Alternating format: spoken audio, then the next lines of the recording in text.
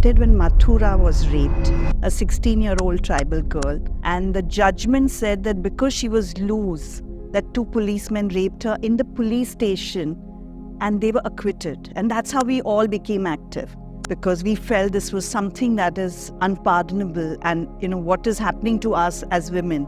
And from there to Nirbhaya, I see a huge change. But this part that, clothes are inviting, and that women are actually asking for it. This is a form of compliment. If I'm catcalling, it's actually a form of A friend of mine said that the way a woman dresses up decides the amount of sexual harassment she will receive. Now, I decided to wear something very sexy. It may be a little provocative. But does it call for all of you to sexually harass me? Is it an open invitation? This and a lot more questions will be discussed with Dr. Nandita Shah, an amazing woman who is working in the space of empowerment of women and young girls. Let's call forth Dr. Nandita Shah. So lovely having you here. And firstly, you have to tell me, how do I look? Am I provocative? You're looking amazing. Not at all. But I think there will be people who will think you're provocative. Yes, they will. Yes, and but I'm wearing this for you because you're my first guest. I'm so happy. I'm wearing this for you because I'm so glad I've done so many podcasts and you're the first female who's there on my podcast. Yay! I'm so happy to be here and thank you for inviting. To have you here. It's an honor. So, is it provocative? Yes. Yes. It is. And it's very nice. It is nice. But I'm dressing up for you, so I'm not wearing it for any of, not for attention, but I think I feel good. I feel confident. I don't think it's provocative. It's just something that is seen by everyone else as something that is an invitation, which is where we have a problem. This invitation is for my guest and not for the men out there. But thank you for being here. And I also feel that there's a statistics that goes as 50% women, 40% men consider what a woman wears calls forth for sexual harassment. Do you feel the same? I think this is where we really are surprised because, post Nirbhaya, when so many young people came out on the streets, and there was this feeling that things have really moved, that victim blaming or putting women on the box was much, much less than when we started. I started when Mathura was raped, a 16-year-old tribal girl, and the judgment said that because she was loose, that 2 policemen raped her in the police station and they were acquitted. And that's how we all became active, because we felt this was something that is unpardonable and, what is happening to us as women. And from there to Nirbhaya, I see a huge change.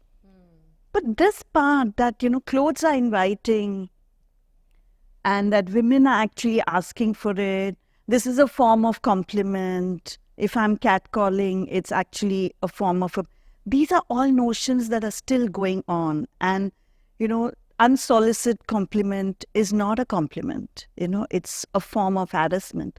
And that is not getting through to a lot of people. So, you want a very sexy and very inviting girlfriend. Yeah. So when you are trying to get a girlfriend, that's the kind of person you want. But as soon as she becomes your girlfriend, then the question is, why are you wearing these clothes? Yes. Why are you wearing sleeveless? Yeah. And there the whole thing is that, are you, out there inviting other people? So my right to be what I am and what I want to feel for myself is always connected with all these eyes that are going to be on you. And are you ready for it? Are you comfortable with that sort of a way of people watching? But today I worn this attire is because I felt like this is my first female guest on my podcast. Yeah. And I was so excited.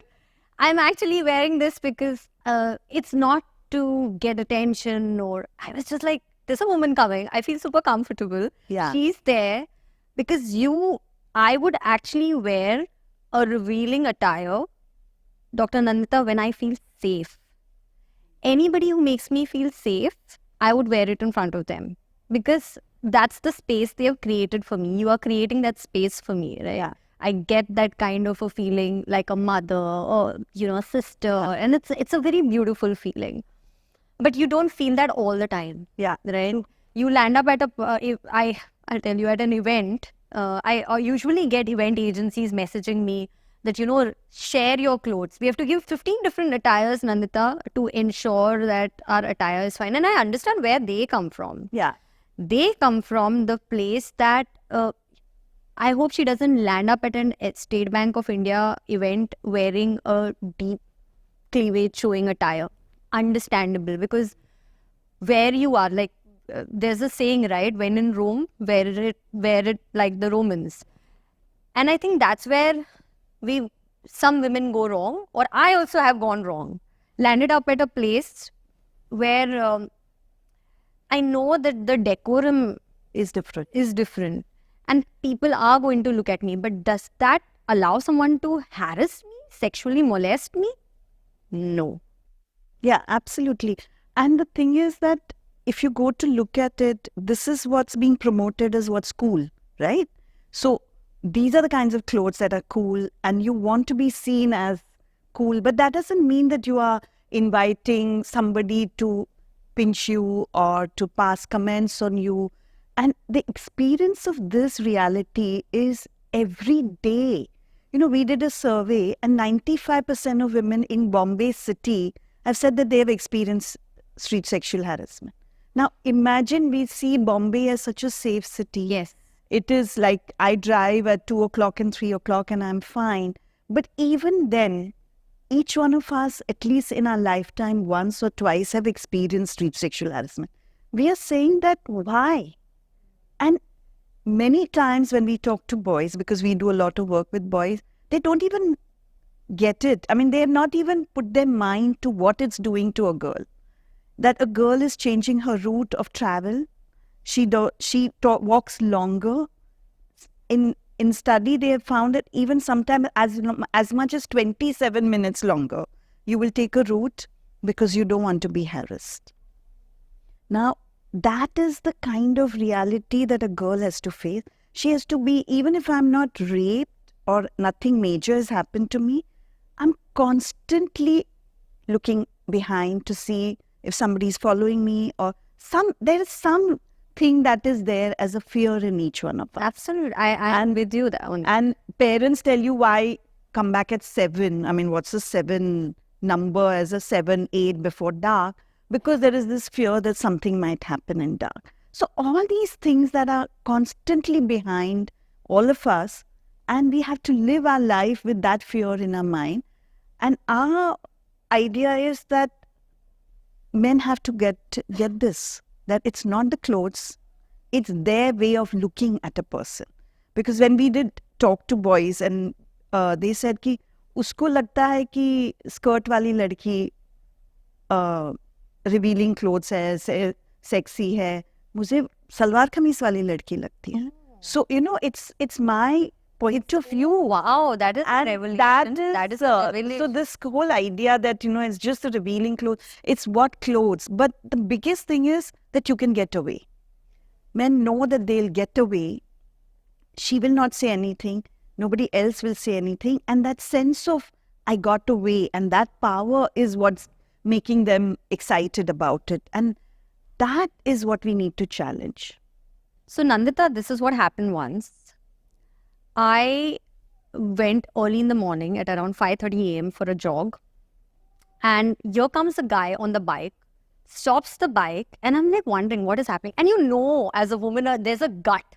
There's a gut telling you, do not go there. This guy gets up, opens his pant, removes his penis, and starts like masturbating right in front of me. And at that moment, I just freeze. I ran back home and I told 2 of my friends, Supriya and Trusha, who were there, and I started crying. And I remember calling my other friend and he was a guy, and he told me this, that why did you go at 5:30 in the morning? My girlfriends didn't tell me anything, but my guy friend told me, very dear friend, my bestie. He's like, you called for it. You called for it because you wore tight fitting pants and a racer back top, and you went for a jog. And the kind of trauma that you're speaking about is that from that day, I've never ever gone for a jog at 5:30 in the morning. I usually go post 6:30 because, okay, people are there, I'm safe. And when I spoke to one of my psychologist friend about this, she said that this is a kind of a kink to see fear in women's face. Now, I understand people's kink. Now, when kinks are happening when there is consensus, beautiful, right? Between two partners. But when kinks happen like this, it creates trauma. So I decided I would deep delve in this and understand, why do men do this? Apparently, they are so suppressed because they don't talk about it. They don't have anybody listening about this to them. And even if they say that, मुझे ये kink मेरा है और मुझे लड़कियों को ऐसे डरा के मुझे खुशी मिलती है, he's scared of even saying this desire of his.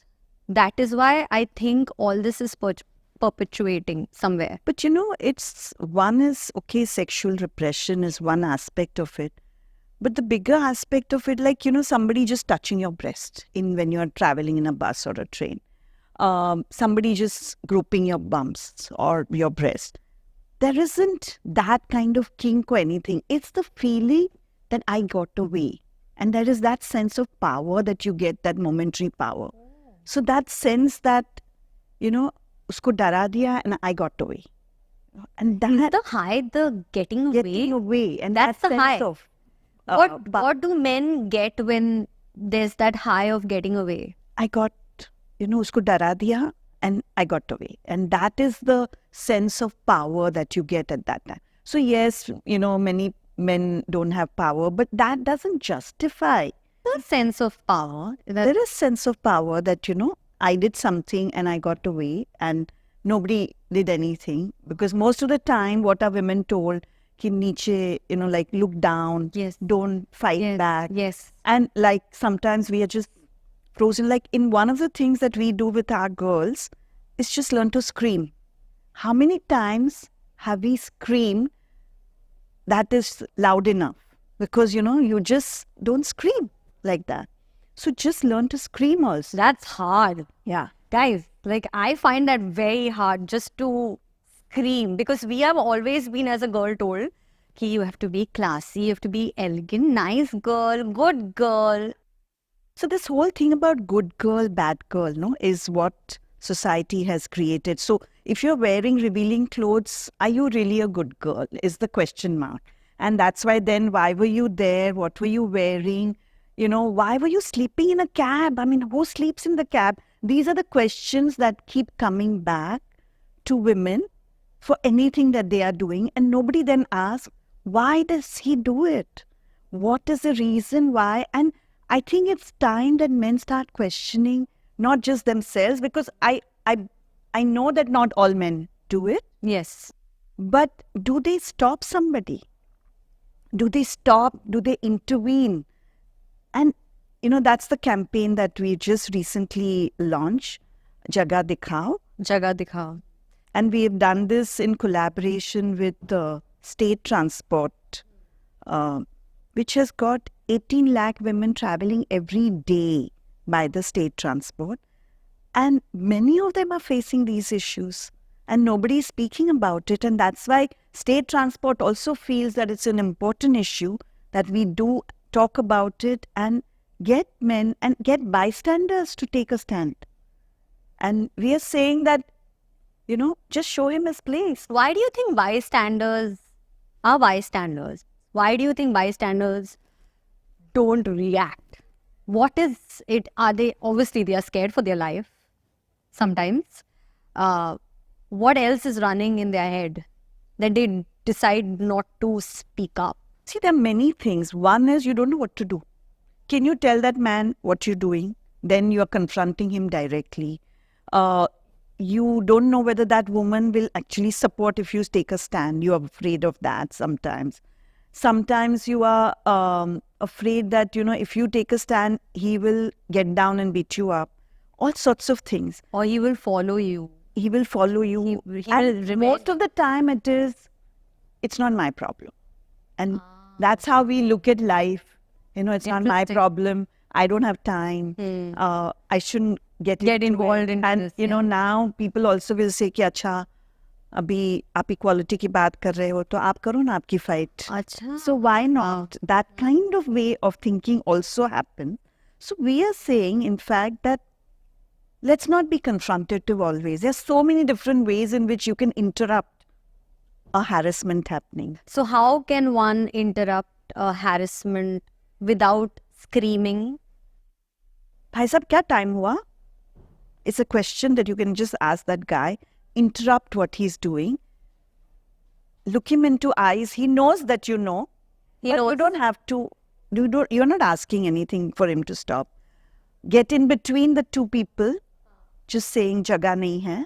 But it doesn't mean that you always have to be confrontative about it. You can... Why shouldn't women be confronting? No. Women should be confrontative. I'm talking about bystander. Oh, bystanders. That sometimes they can just do these kinds of little things, I'm saying women should be. And what we are finding that works, a lot of time we say, Are kya kar rahe ho? Someone is experiencing sexual harassment. At that moment, that very moment, what should they do when they freeze? So we are training a lot of our women to say, like, learn to scream. Sometimes even learn to run. It's okay to run because you have to find a situation in which you're going to be safe. So let's not take, I'm going to fight in every situation. You have to assess. So learn to assess a situation and then take a particular response to that.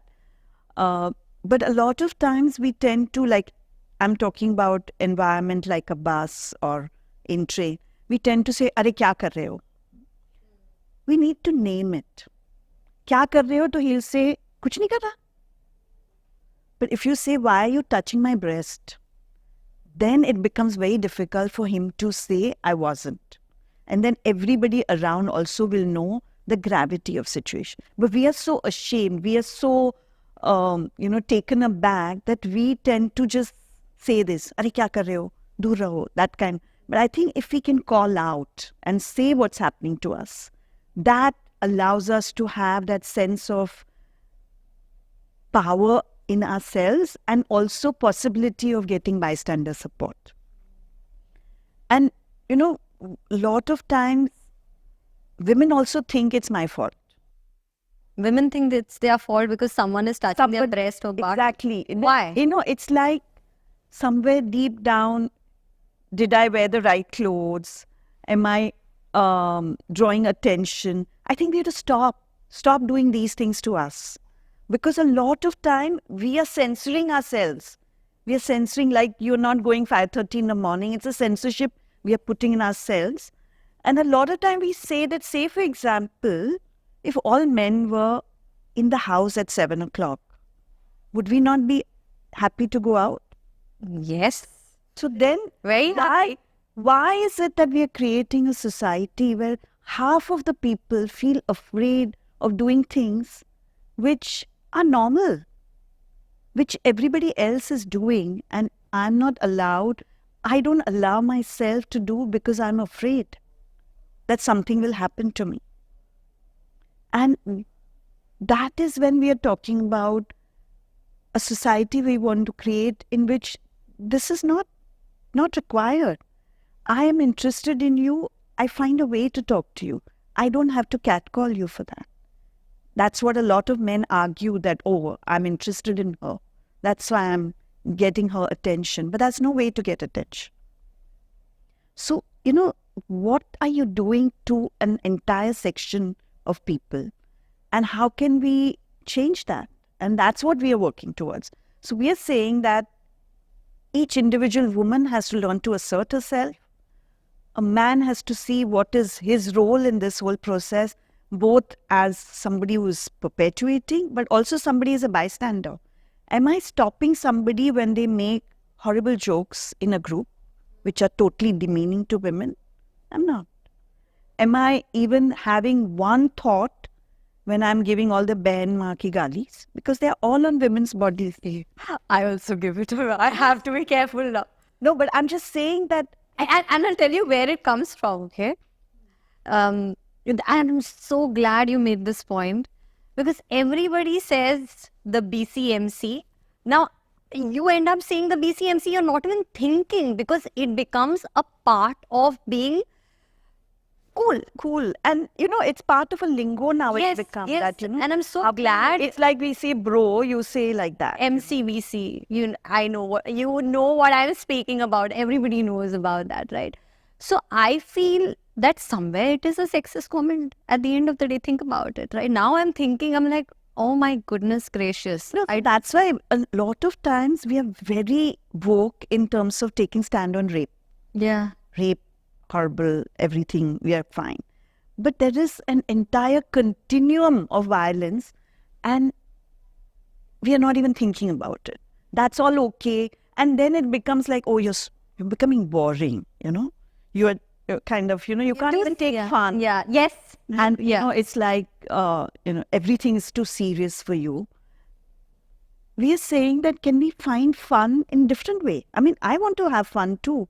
But does it have to be on an objectification of me? Does it have to be a kind of sexist way? Objectify men? I mean, didn't you see what is that? Rocky and Rani, and he's saying, are you objectifying me? I mean, there is an element of looking at people in a certain way, but it's not objectifying. It's not the same way. The way we objectify women. Yeah. So the way we look and objectification of women is happening with multiple layers. It's combined with sexism. It's combined with what is her role in society. It's like a whole package. So Bollywood movies have also contributed to sexism and with the way they portray women. And a lot of people talk about it. But I came across interesting dialogues from some movies and I thought I should share it with you. It's from Race 2 by Saif Ali Khan. It says, ऊपर वाले ने तुम्हें आगे और पीछे बहुत कुछ दिया है पर ऊपर कुछ नहीं दिया है. Okay, the next one is from Kal Ho Na Ho. I think it's Shahrukh's dialogue, Aman's dialogue. 6 दिन लड़की in. And that is what's happening with stalking. Like so many women are being stalked. Both now, it's also happening a lot online. I really want to tell men, we don't like stalking. So please, be creative in your ways. If you want to allure men, there are 3 men here. I really want to say, it is not cool. You can do better. Yeah, and this way of kind of almost not accepting my no is a question that we have everywhere. There are 2 parts to it. Sometimes women also kind of train, if they want to say yes, they will say no first. So we are also talking to our girls about, do we say no and we are clear that it's no, and do we communicate it adequately? So that's one part of it, because our constant thing is that what's happening in society is affecting both men and women. It's not only men. Though men are perpetuating many of the things, women are also internalize many of these things. So how do we challenge that?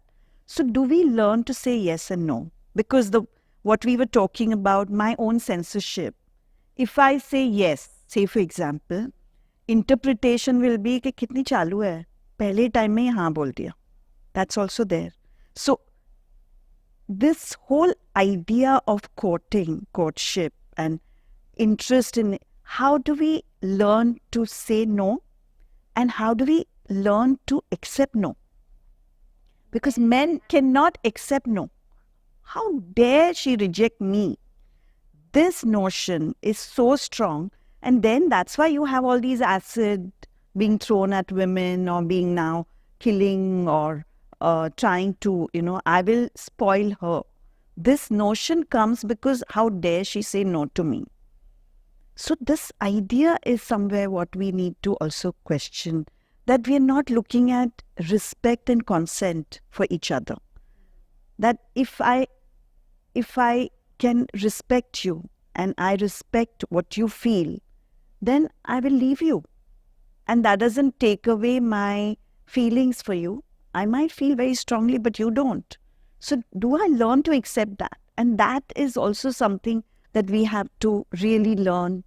So coming back to Bollywood, it's totally true that Bollywood reinforces, and we have been actually doing huge campaigns. So we did this campaign called Gana Rewrite.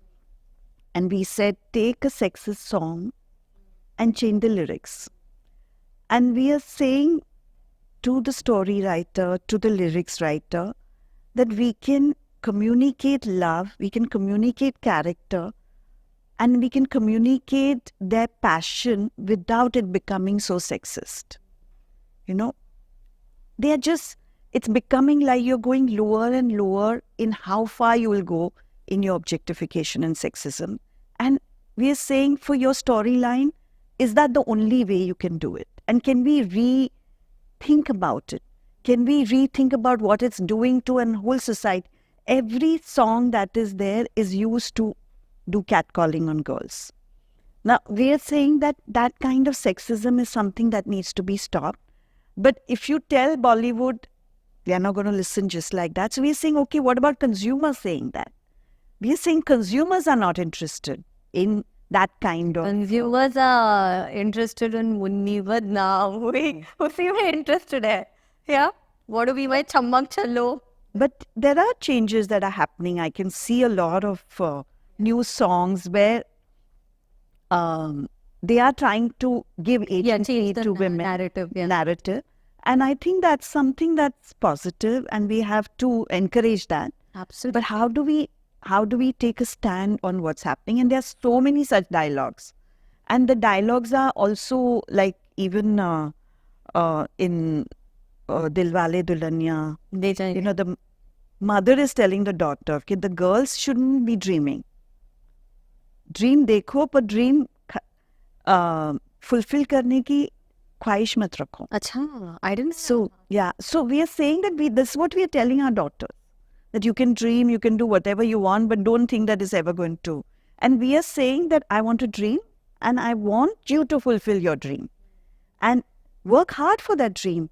Find a way to do it. And yes, maybe not all our dreams are going to get fulfilled, but at least I work towards being a better myself every day. But do we give that chance to our girls and our daughters? And that is where we feel that as a society, we need to question ourselves. I am, there are so many aha moments that are, that I'm actually having right now while I'm talking to you. And it also reminds me of an episode that happened with me some time back, where I broke up with a guy, and we were in the car. We were meeting after our breakup, like after 3 months. And while I was talking to him, I was telling him that this is how I'm moving on, and I'm glad this happened, and I blessed you, and thank you for everything. He suddenly comes to kiss me. And I'm like, no. This privilege you lost. You made a choice, and I want you to respect the choice. And he said, why are you making a big deal about it? Stop being a drama queen. I said, excuse me, I'm not being a drama queen. I just want you to respect that we've broken up. You don't have this privilege. And he's like, he laughed on my face. And that's when I was like, thank God, I broke up with him. I'm very happy. That was a total, anyways, that was a joke. Yeah, but you know, this whole idea He that... made me very uncomfortable. And I could see that how uncomfortable. He was like, why are you making a mountain of a molehill? I was just trying. I was like, no, don't try. He's like, you know, that's what happens when you're too woke or when you're too evolved. And then he's like, and that is why, you know, we men prefer younger women. He said that on my face. And I'm like, you know what? You should actually choose younger women because you deserve a bimbo. I got angry. That's a very sexist comment. I'm sorry, but I said it out of anger.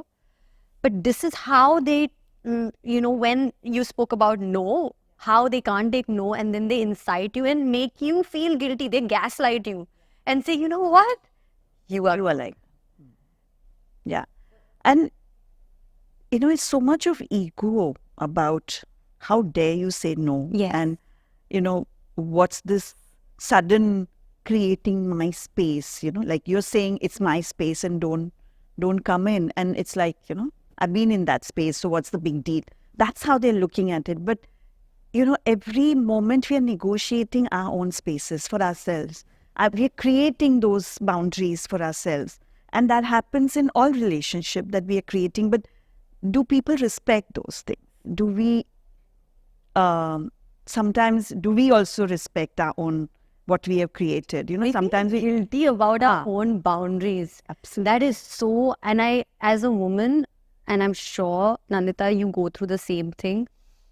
There's always so much of guilt to put boundaries with, leave men, with women.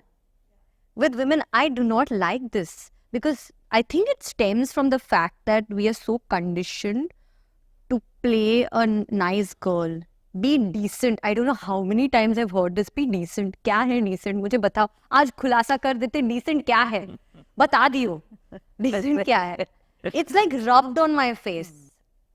When I go home and I respect where my mom comes from, like when I go home, I still dress up in a certain way which is accepting to my mom. I will not wear this because she doesn't like it, right? I don't want to, like, I don't want her to be in a place where she doesn't, she's getting older, and I think we come from a place of love. But still, the way my brother is looked at and the way I am looked at, there's still a humongous difference. Does it hurt? Yes. As a woman, it breaks my heart. When I had gone to World Cup and football was new to me, I remember this happened during also and some other sports tournament that I was doing. I called all these guys for a mastermind session, Nandita, because I wanted to know from them how could I go about with this situation. So I said, listen, I don't know about football. I need y'all to help me and tell me how to go about with it. So they went about teaching me about all the different football players. And then they said that, you know what, worst come worst case, if you don't understand, just flash your titties. You'll be good. They will not even want to know about football. They get this is what my best friend said. You'll get all the balls in the world. You know? And I was like, wow, you think I'm all about my beauty and there's nothing else to me. Obviously, I went ahead and did the FIFA World Cup, and then I met him and I said this to him that, you know what, I feel sad for you that you're my friend and you're my best friend and you spoke like that about me. Flash your titties. No, and a lot of times for them it's just a joke. Come on, yeah, I was just making a joke. Of course, I see you as such an intelligent person and all that, but they don't understand that one comment.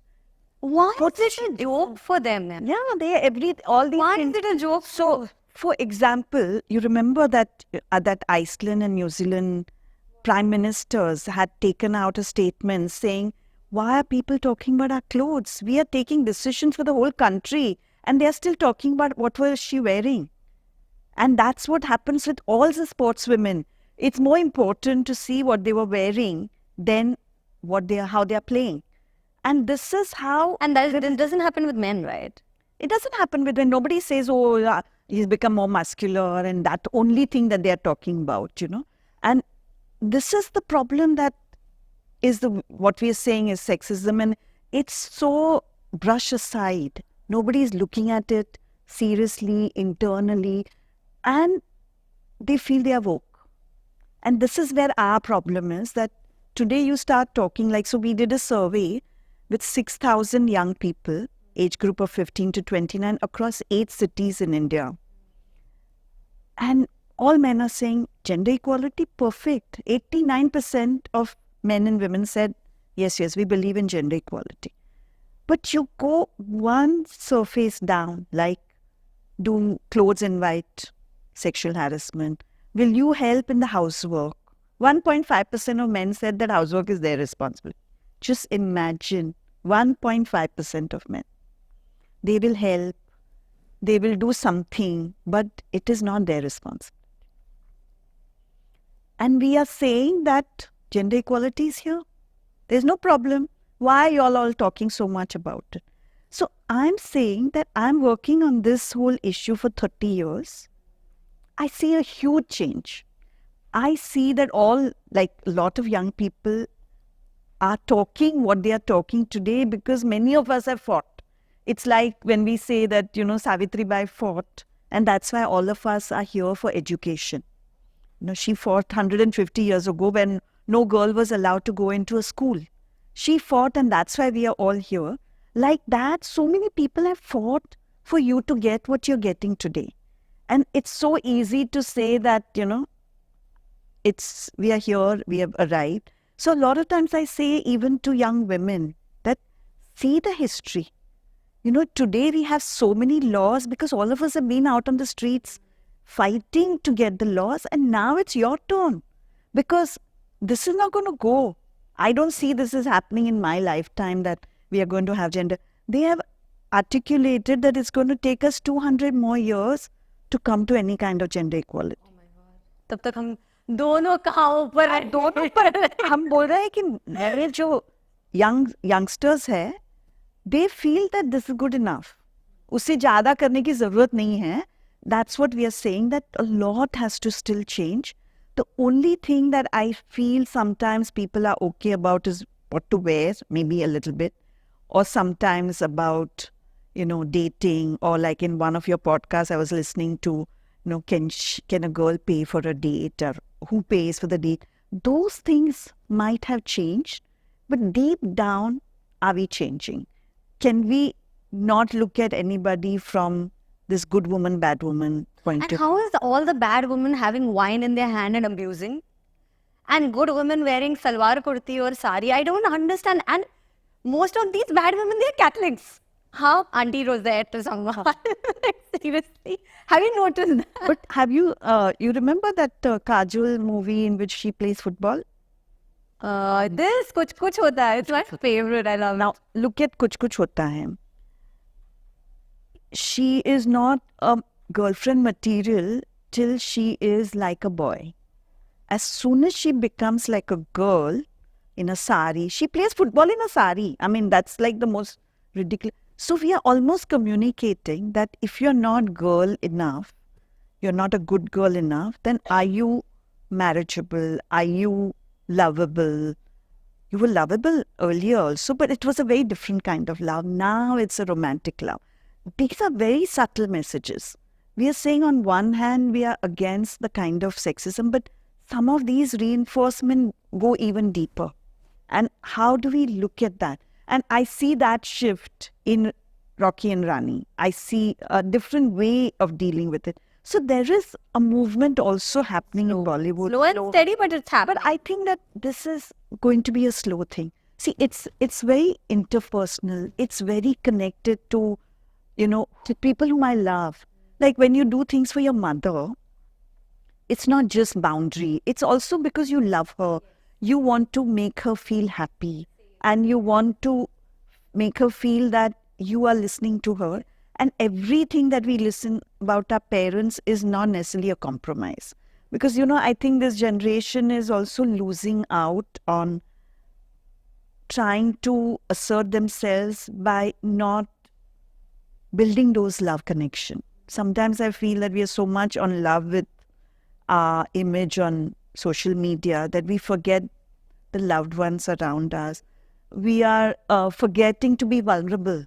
Because see, you can't show you are crying on social media, right? You have to be this happy face. Yeah. You have to have the selfie with the best locale. In that, we are almost not acknowledging that I'm low, that I'm having issues, that I'm feeling that sense of loss in my life. We are not allowing that to happen. And that's why so many mental health issues are coming up today for the young people. Taking what you said, I also think about this, Nandita, that at the end of the day, it's the past few decades that men have been in close proximity of women. Earlier, men and women were not in this kind of proximity. We can't, now that I think of it, I'm like, how do you expect men to feel? There are hormones inside you, right? And when suddenly you're seeing women in such close proximity, you have those hormones buzzing. I'm saying because if you look at, I'll give you an example here. In Germany, so many times this happens, a woman is sitting there, she's not worn her bra, you can see her nipples, everybody is there sitting, nobody looks at her. Why? Because for like 4 decades, they've been used to this proximity, they've been used to women being like that. Suddenly in India, you have women who are opening up, women who are dressing like that. It's not easy for men to just suddenly see this change. Women working in close proximity, women working as bosses. And that's when I realized, okay, now I understand we need to give our men a little bit of time to warm up to this idea. No, I totally agree. And that's why for us, we've been working very consistently with men to say that this way in which society is putting pressure on you to be a particular way of a man, this masculine man, this Kabir Singh kind of, this whole idea of a very masculine man also puts pressure on all other men. You have to be also like that. You have to also have muscle. You have to have this kind of anger. So we are saying that men also have certain pressure in this kind of a environment of masculinity and what we call toxic masculinity that is seen as a wow thing. And that's why, men who are more softer, men who are who show their vulnerability are seen as girly or feminine, and they are not valued in the same way. So we are saying that also needs to change. And for me, like the way BTS shows, like a kind of young men, is a different kind of an example that is also something that we are now seeing being accepted by a lot of people. It's still not something that we are looking at it for ourselves, but I think that we need to challenge this. So we are talking to young men that let's not put this kind of image for ourselves. You can create your own. So how do you build your own confidence if you're not like that kind of person?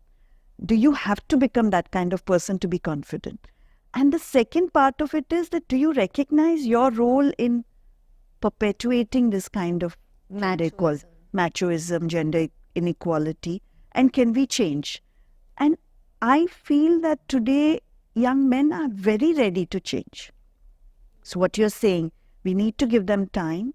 We need to work with them. We need to not just push them aside and involve them in this process. So we are saying that, there are many campaigns even on fatherhood internationally also, even in India, that, men are losing out on the beautiful moment to be a father because we are so busy doing everything else. Busy being a provider. No, provider, yes. But even in provider, when you come back home, you can play with your child. But that, too much of emotional thing, if you do, then it's seen as, kya kar raha hai? Seriously? Yeah. Like, I wasn't aware that even now that exists. I thought people are becoming hands-on fathers. Now, the younger generation is, and that's what I'm seeing, that it's beautiful for them also, that experience, being in the labor room, seeing what your partner has gone through, but also being part of hands-on father. And I think that it's a vulnerable, it's a beautiful emotion, and you can allow yourself that process and those experiences. And I feel that we have to allow men that space, but that doesn't mean it's forever. And what we are seeing a lot of time with youth whom we work with, that it's very easy to change and show the change with your mother. So the boys are now saying, okay, I will give time to do work, help you in the house. I will do things that I wasn't doing. because we do a lot of these kinds of dialogue. We are saying, are you ready to do that with your partner? Are you ready to look at what kind of control you're putting on your girlfriend? Are you willing to take that engagement to a broader level in your life? It's not just ki acha mummy ko. Many mothers come and tell us, we're so happy that our boys are now becoming, this sensitive. They understand what we are going through. Starts from the house. The way a mother treats her son and the way the mother treats the daughter, I think that is... Because sometimes I think, right, Nandita, who teaches us to be sexist? When we are born as a girl, as a guy, we don't understand sexism at all, that I have to cook food, or a guy has to be a provider. The child is born without these thoughts. A society tells us, okay, to look pretty, you put makeup. A man has to be masculine to protect his wife. I'm like, think about kids. They're so raw. They are wild. They don't know anything. So some of the sexism is it's indoctrinated by society, right? And which also, as an entrepreneur, I always think that when a man is a go-getter, he's ambitious, he's a boss. But today when I am a go-getter, a task master, I'm a bitch. And I just find so much of double standards in this कि यार वो तो काम करा के लेती है, अरे मैं काम करा के I have to get the result done as a woman just the way a man does it, right? वो तो गालियां देगा MCBC का, तभी समझते हो तुम लोग.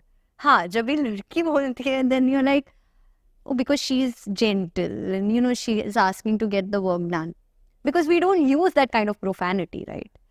So I do see a lot of double standards there, and in my own life, Nandita, I feel sometimes people say that she's very masculine, and sometimes I feel you have to embrace that energy when you have to get work done. That doesn't mean that we are not feminine. I don't understand where having a goal and ambition makes it masculine. That's how society has made us think like that. What are we living for? We are living for a kind of sense of fulfillment of ourselves. And for that, if I'm working hard, if I'm working consistently, I'm staying up night and actually getting it done is actually nice. And I feel satisfied at the end of the day. I mean, I'm working on this kind of work for last 30, 40 years, but I'm still excited. I'm still willing to wake up in the morning and say, okay, what's this day going to be and who I'm going to be able to relate to and converse and learn from. So I think that journey has to be not made masculine at all. And I think that part is something that as a society we have to reflect. But this idea of double standard is there everywhere. And it is the deep down, it is that the girl finally has to look after home. So even if you are working out, even if you are doing whatever your ambition, fundamentally your ambition has to be looking after the home.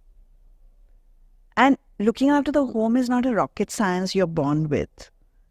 You are taught what we say, that socialization in the family, in the school, in everything around us teaches us this kind of a notion. And that's why girls have to do nursing or they have to be a school teacher, because these are so-called nurturing jobs that women will be able to do well. But we're saying it's when you are 3 years old and 4 years old, mother will say, beta jara pani leke aa, guest aaye, pani leke aa. And it's so sweet when a 4-year-old goes and gets a water. We see it as a very sweet thing, but that's where we are trained. I mean, we are not trained making rotis, but we learn to make rotis in the process of, what a preparation done for the next job that we have in life. Similarly, men are taught how to manage whatever business, how to manage things. There is a kind of training that's done, and It's done very subtly sometimes, very obviously sometimes, but it's a training that we all have got, and there's nothing that we can't learn from each other. Except for giving birth and breastfeeding, there is nothing. And breastfeeding also now, like feeding milk bottle is also available. There's nothing that a man and woman cannot do. And we are not saying that every difference has to be, like men and women have to be same. We are never saying that. We are saying that we are 8 billion people in the world. None of us are same. Why would we want men and women to be same? We are saying, why is there a hierarchy that what men does is seen as better, better paid, more power, more sense of, right to decide, opportunity, resources, while what women does is seen as secondary.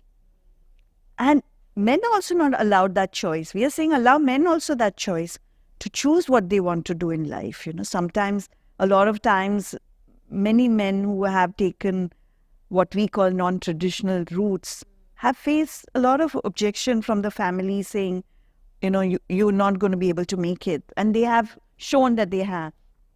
But do women are allowed that kind of options? And then when we say, when we see a few women like, okay, we see women having worked, the scientists who work for the rockets and all, we applaud them because they are in the non-traditional sector. But we are saying that, can we make those available to women? So those are the issues that we have to find a way to challenge.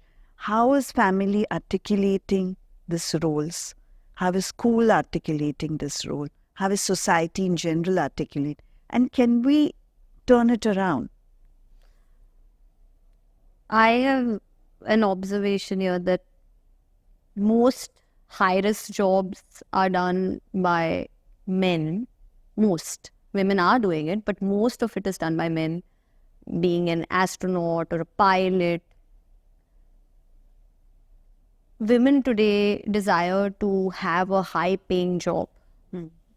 But don't you think that high-paying job is equivalent to high-risk job too?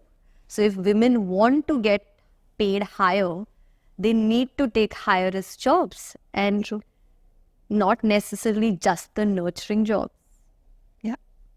No, I agree. And a lot of times women, like what I was telling you, women restrict themselves कि अभी इतना promotion हो गया ना, उसके बाद promotion नहीं चाहिए, because then your risk, but your accountability also increases, your responsibility increases, and you don't want to manage that because you feel that now I want to stop here. So I know a lot of women who will restrict themselves and not allow their full potential to grow because they feel that they have to manage other things in life, and the guilt of not managing those things is so high. Why is it that there is a question asked that, if you have children, then the guilt comes on women. Men also have those same children, but they don't feel Guilty about it. And I think that is something we have to work on ourselves also. But society doesn't allow you to move out of those roles. And we are saying that. So if society doesn't allow you to move out from those roles, as individuals, how do you battle your fear? You battle your fear, like, there were interviews with some of these women, and they said that, my child was 3 months old and he had fever, and I knew that my family would look after, and I decided to go somewhere for a meeting.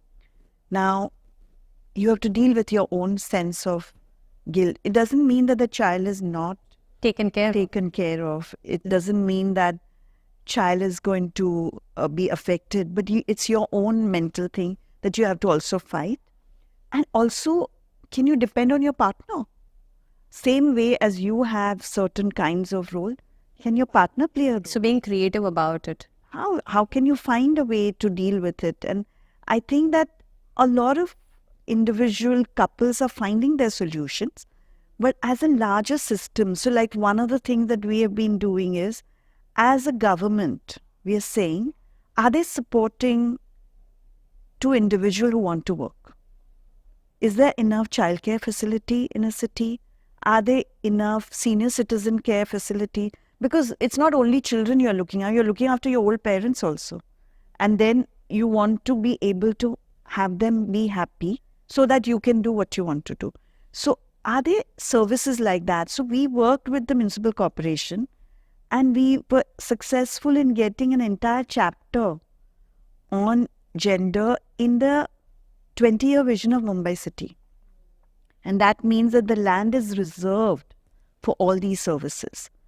Now, that's something that we have to also create. So it's not only ki, I will do mera fight, main kar lungi, I will work out. But what about changing the rest of the system? Because till that time, like today, in many of the countries abroad, like in Sweden, and there is almost like a compulsory creche. It's always available to you. You can go. Now, if I know that my child is actually going to learn, today parents are putting their children to early play school almost as much as 6 months because the child is growing, because child is learning so much. It's not just ki maine chhod diya. I know that my child is doing better than what I can do sometimes at home. That's why we are putting. If there were so many play schools like that all over the city, all women will be able to put their children. But we are not thinking of those kinds of system solutions. We need government support also. Government support, we need employer support. Abhi, we are saying that when 30 women are there, you are saying crash hona chahiye. That's so you will employ 29 women because you don't want to put a crash in space and all Bombay city. We are saying have 30 individuals who are parents. Why man cannot carry his child? If the child is not breastfeeding, man can bring the child to creche. But we are not thinking of those kinds of solutions. We are only thinking and putting burden only for women.